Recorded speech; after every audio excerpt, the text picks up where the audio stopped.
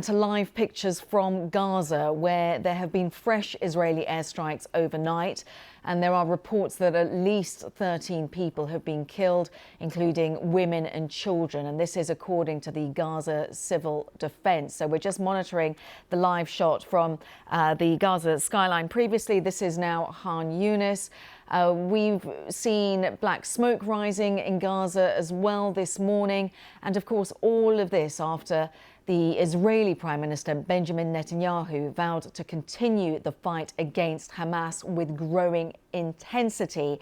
And in respect to that, we are watching also protests in Israel against Benjamin Netanyahu's latest strike. So the live shot there, protesters making their way to Jerusalem because they are just unhappy with this latest wave of airstrikes. We saw many hundreds of people being killed across Gaza the day before. Overnight, we're being told that tens of people have been killed, and we're just keeping an eye on the live shots there. Now, Benjamin Netanyahu was speaking after Israel effectively ended that current Gaza ceasefire and a barrage of those deadly airstrikes on Tuesday, in which more than 400 people were killed. Hamas saying that senior political figures are amongst the dead. And so, like I say, we've been monitoring the live shots from Gaza City after that wave of overnight strikes and the intense bombardment of the night before. And that live shot in Israel, supporters and the families of the remaining 59 October the 7th Israeli hostages on the streets of Jerusalem. They're protesting against Mr. Netanyahu's the handling of this whole situation and the renewal of those attacks, throwing the future of their loved ones into jeopardy. Well, the Israeli Defense Forces concluded that at least 34 of the remaining hostages are now dead.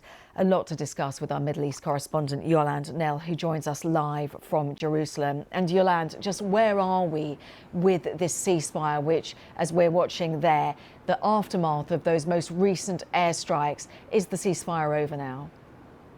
I mean, the ceasefire was really shattered by what happened yesterday, which was one of the deadliest days since the war in Gaza began nearly a year and a half ago, triggered by the Hamas-led deadly attacks on Israel. What we've heard overnight is that strikes have been continuing. Israeli army radio saying that there were 20 targets that were hit. We're hearing from people on the ground that these were in the south, in the center, in the north of the Gaza Strip. Displaced people's camp, tented camp, among one of the sites hit, where we are told that there was a pregnant woman and her child among those who were killed.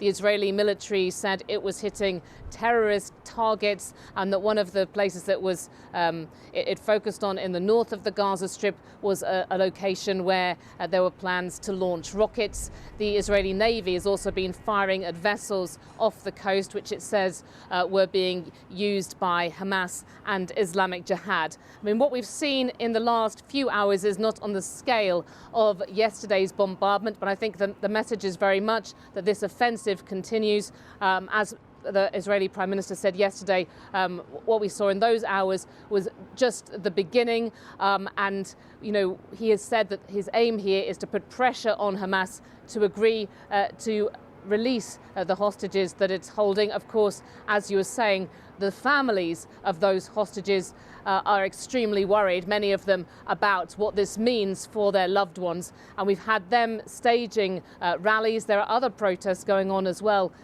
today against decisions being made by the Israeli government. Yolande, as always, really good to get your analysis. Yolande Knell there joining us live from Jerusalem. Thank you very much.